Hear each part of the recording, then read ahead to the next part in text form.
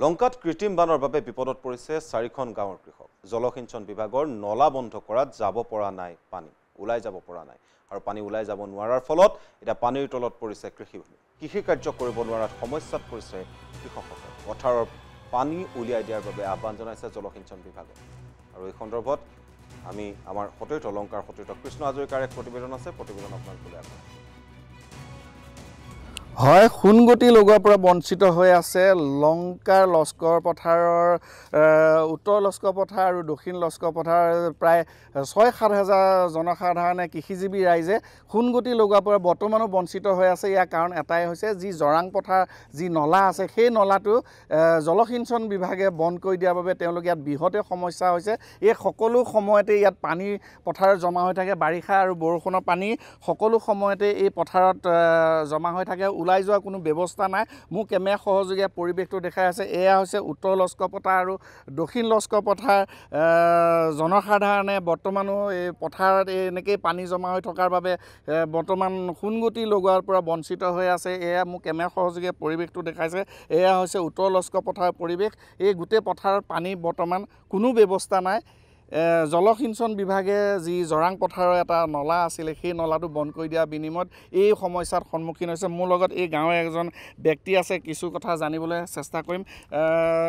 কি ক'ব দাদা, কেনেকুৱা সমস্যাৰ সন্মুখীন হৈ আছে আপোনালোকে? চাওক, 2 বছৰৰ পৰা আমি মানে খেতি কৰিব পৰা নাই।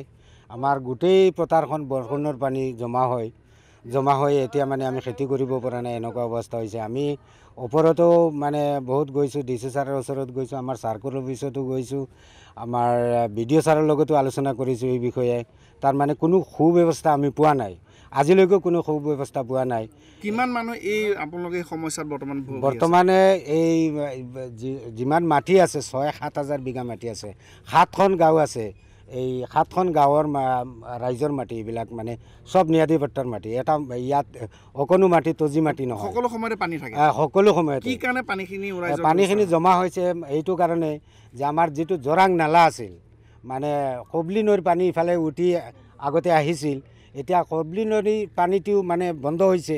কিন্তু আমাৰ বৰষুণৰ পানী যিবিলাক আহি আছে, ওপৰৰ পৰা বৰষুণ পৰি আছে, সেই বালুমন্দৰ ইফালে আপোনাৰ দলপুখুৰী পঞ্চায়ত, সিফালৰ পৰা প্ৰায় লংকা এৰিয়াৰো পানী, আমাৰ কিছুমান এৰিয়াৰ পানী আমাৰ ইফালে আহি আছে। গতিকে সকলো পানী এটাই মাত্ৰ ৰাস্তা আছিল জৰাং নালাটো। এই নালাটো বন্ধ কৰি দিয়াৰ কাৰণে মানে এইবোৰ সমস্যাত আমি ভুগিবলগীয়া হৈছে। মানে আপোনালোকে কৃষিজীৱী ৰাইজে এতিয়া বৰ্তমান খেতি কৰাৰ পৰা সম্পূৰ্ণভাৱে বঞ্চিত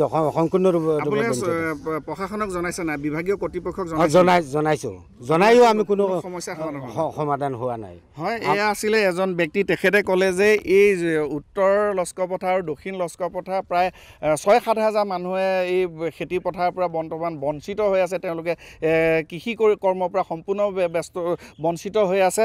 তেওঁলোকে প্ৰশাসন আৰু বিভাগীয় কৰ্তৃপক্ষক তেওঁলোকে বহুবাৰ আবেদন জনাইছে যদিও কোনো ধৰণৰ সমাধান ওলোৱা নাই। মোৰ লগত আৰু এজন ব্যক্তি আছে, কিছু কথা জানিবলৈ চেষ্টা কৰিম। কি ক'ব এই আপোনালোকে এই সমস্যাৰ বিষয়ে, কেনেকুৱা কি ক'ব আপুনি? এই যিটো সমস্যা হৈছে এইটো আমাৰ লস্কৰ পথাৰৰ বৰ্তমান এটা ডাঙৰ সমস্যা।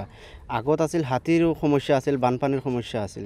এতিয়া কি হৈছে, এই মথাউৰি নিৰ্মাণ কৰাৰ কাৰণে কপিলী নদীৰ পৰা পানী আহিব নোৱাৰে, কিন্তু আমাৰ ইয়াত কি হৈছে, এজাক বৰষুণ দিলে পানী ওলাই যাব নোৱাৰে। নালা বন্ধ কৰাৰ কাৰণে মথাউৰি নিৰ্মাণ। কৃষ্ণ হাজৰিকাক আমি ধন্যবাদ জ্ঞাপন কৰিছোঁ। আৰু জলসিঞ্চন বিভাগৰ পৰা এতিয়া সহায় আশা কৰিছে স্থানীয় ৰাইজে। সময় সাপেক্ষে লক্ষণীয় হ'ব জলসিঞ্চন বিভাগে তেওঁলোকৰ এই অভিযোগক বা অভাৱ অভিযোগক কেনেধৰণেৰে গুৰুত্ব প্ৰদান কৰে।